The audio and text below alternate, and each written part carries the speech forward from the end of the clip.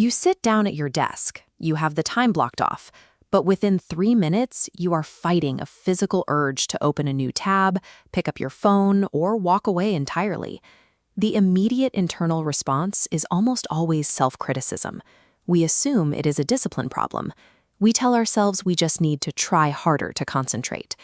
But trying to brute force your attention with willpower alone is an incredibly expensive cognitive strategy. It burns through your energy reserves quickly, and the longer you rely on it, the worse it works. Most focus problems are actually the result of a fundamental mismatch, a brain attempting to perform deep work while surrounded by environmental cues that signal something else. You are not operating in a vacuum. Your brain is highly sensitive and highly reactive to the physical space around it. In the fraction of a second before you start typing, your brain processes hundreds of invisible cues. Light, temperature, posture, all feed your nervous system. Your brain separates these signals, continuously priming you for either deep work or scattered distraction. You are training in association every time you sit down. The only question is whether you are doing it on purpose or by accident. Psychologists refer to this dynamic as context-dependent state. It is a well-documented mechanism in human memory and learning. Research shows that people recall information faster and perform tasks better when their current external environment matches the exact conditions under which they originally learned the behavior. Now, look at the modern all-purpose workspace. It is incredibly common to have a single desk where you attempt deep work, where you browse the internet, eat lunch, and watch videos in the exact same chair. This chart shows what that does to your cognitive allocation. Because this physical space holds so many competing associations, your brain receives conflicting signals. Every time you sit down, it hedges its bets. It refuses to fully commit to deep focus. Asking your nervous system to do complex analytical work in an environment saturated with cues for relaxation creates a state of continuous, exhausting cognitive negotiation. This explains the coffee shop anomaly. Highly distractible people often go to a busy public cafe and suddenly find it remarkably easy to execute 2 hours of unbroken work. People generally assume it is the caffeine, or perhaps the chaotic energy of the room.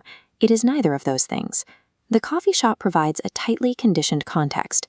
There is no couch to migrate to, there are no household chores competing for your attention, and the social contract of being in public creates a baseline of mild accountability. And then there is the audio environment. This graph shows the mechanical benefit of moderate ambient noise.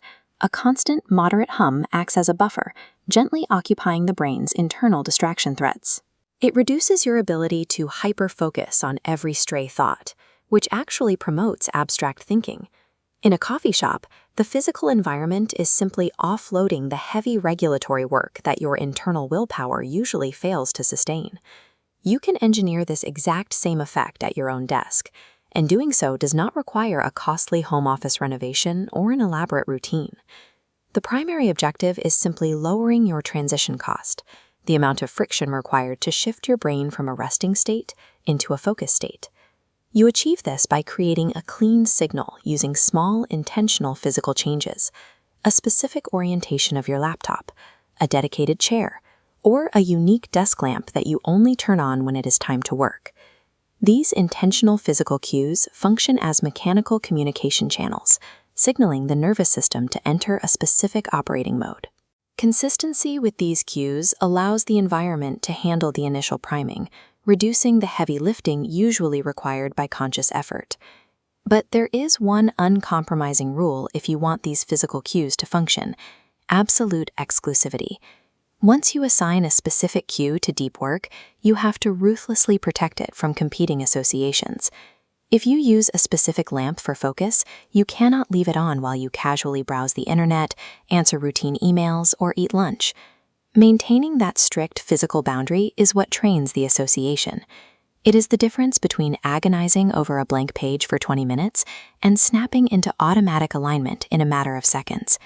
If you take one thing from this, pick one physical cue and make it exclusive to deep work. A specific lamp, a specific chair position, a specific ambient track. Use it only when doing focused work, never for anything else. Give your brain a clean signal and watch how much faster the transition becomes.